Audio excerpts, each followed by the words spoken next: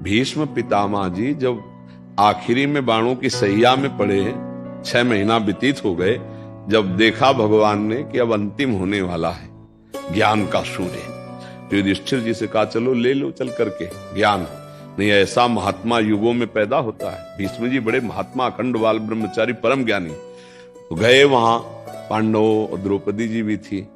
जब ज्ञान की वार्ता करने लगी तब उन्होंने द्रौपदी जी ने कहा कि पितामह आज तो बहुत ज्ञान की बातें कर रहे हो। उस समय क्या हुआ था जब सभा में मैं चीख चीख के पूछ रही थी, उस समय क्यों नहीं बोले थे? ज्ञान कहां गया था आपका?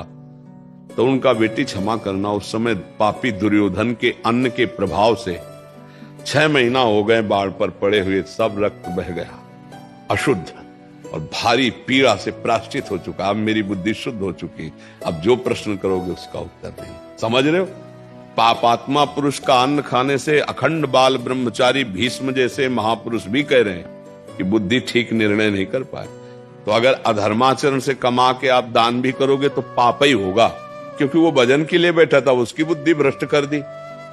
तो पहले तो तुमने पाप किया, पाप की कमाई दी तो उसकी बुद्धि भ्रष्ट हो गई और डबल पाप। पाप से कभी धर्म नहीं होता।